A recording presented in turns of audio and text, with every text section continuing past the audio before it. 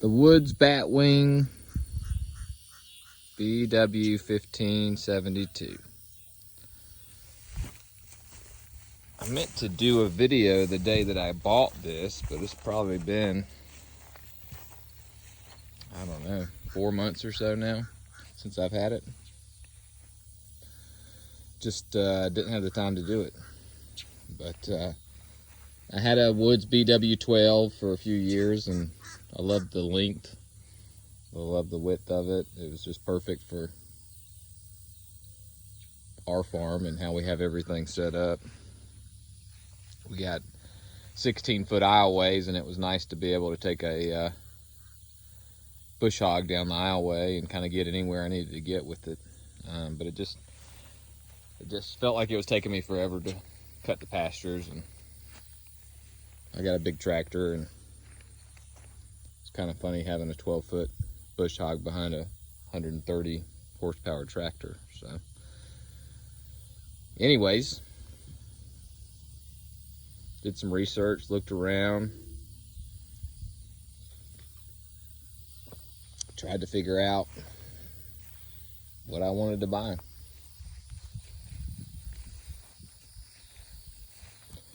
And I will say they're all relatively similar.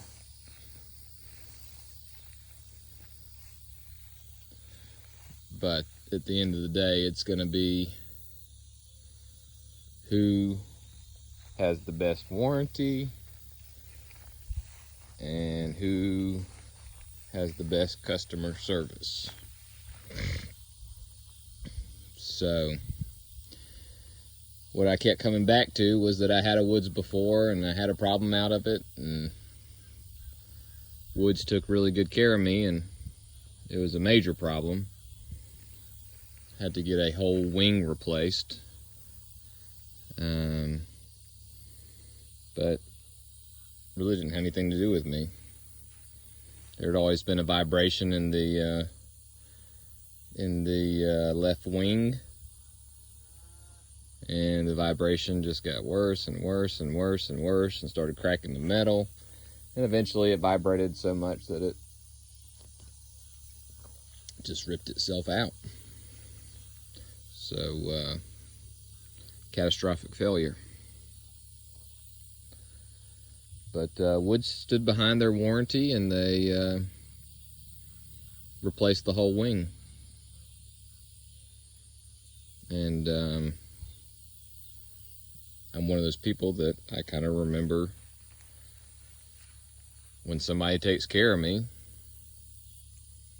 I'll remember it. So anyways, after looking at all the different 15-foot bush hogs that were available, like I said, they all had similar specs, and it was just hard to make a decision because they were all very similar. Price was similar. Everything was about the same. Unless you're talking about a smaller company that makes a big bush hog. Those were significantly cheaper, but there's really no innovation on those. You know, I'm sure they hold up well, and they're thick metal, and but there's no innovation. It's just a standard bush hog, and you save a good bit of money, but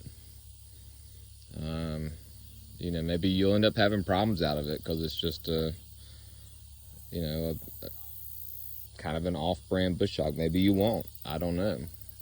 But every time that I've considered going the cheap route, it's always come back to bite me. So trying to learn from mistakes, and I just decided not to consider any of the smaller companies. So we're just talking about Woods, bush hog, Rhino, John Deere, actually. I kind of just considered it all. So anyways, that's why I picked Woods. And I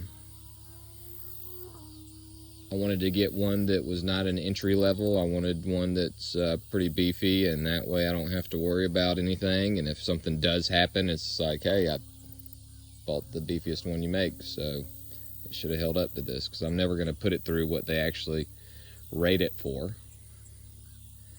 I'm just going to be cutting pastures. So, but I did opt to go with the 4 blades versus the 2 blades per section. I think they call it a shredder kit. My thought was 4 is better than 2. Thought maybe it would help with the clippings that are left behind. Maybe cut them up a little finer.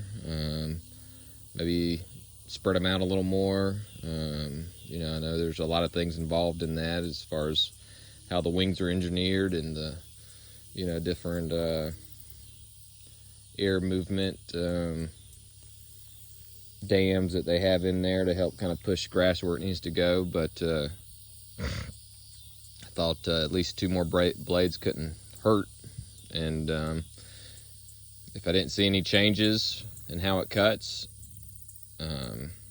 versus the BW12, then maybe I would take off the 2 extra blades per section.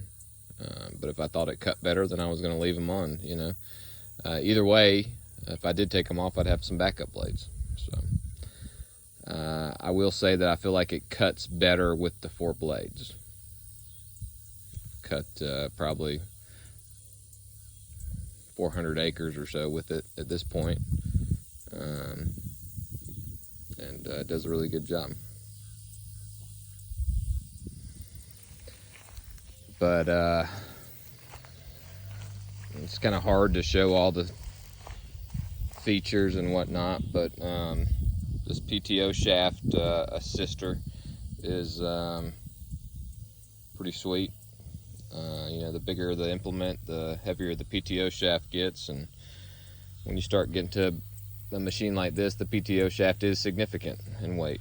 So surprisingly, that helps a lot, and I think it's a great feature.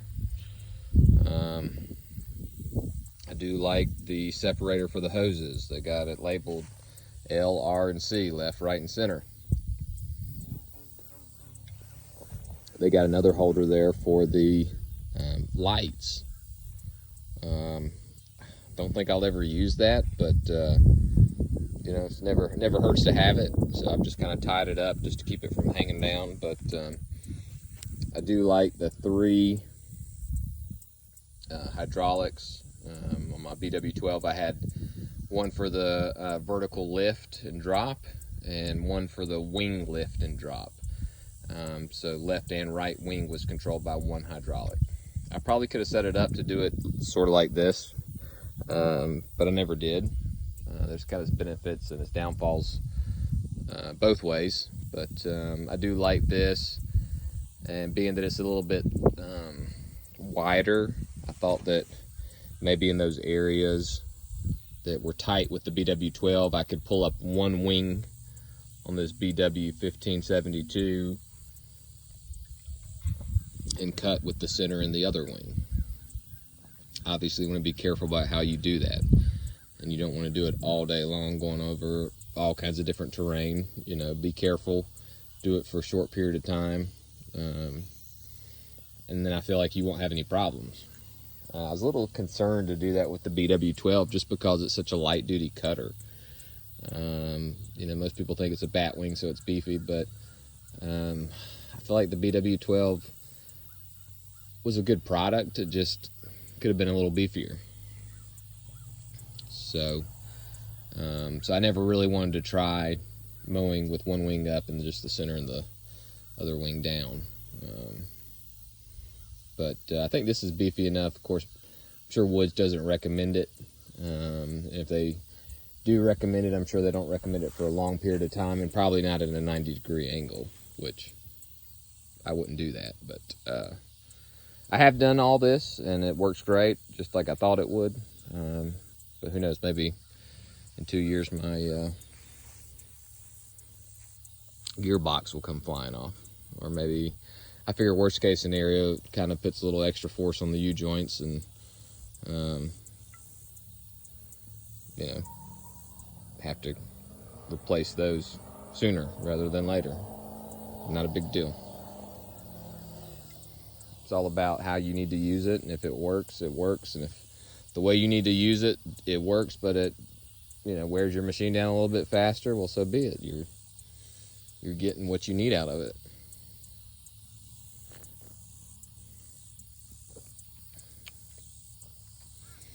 But yeah, so far, very happy with the machine. One disappointment is when I did buy it, I wasn't told about the option for multiple springs on the rear wheel unit. I'm not sure how that would affect anything, how it would affect the price, or how it would affect the functionality. But I do like the idea of having, you know, quite a few more springs versus one spring that controls the entire suspension. Seems kind of odd. The BW12 was like that, but again, it's a light unit. Wasn't that concerned about it, but this is heavy, and it's all this weight on the back end. You got it front end on the tractor, which is about 2,200 pounds in tongue weight, and then you got the other probably, gosh, 3,800, 4,000 pounds on this spring back here. So of course it's all dispersed across the different tires and whatnot, but it's, regardless of how the tires are on the ground, I mean, it's all coming back to this spring here. So let me know what you think. I mean, have you had a machine that's got the one spring versus the multi-spring? I think it's standard on the Rhino or on the Bush Hog, maybe both.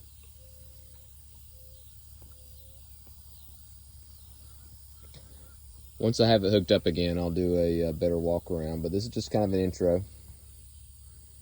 Definitely would recommend.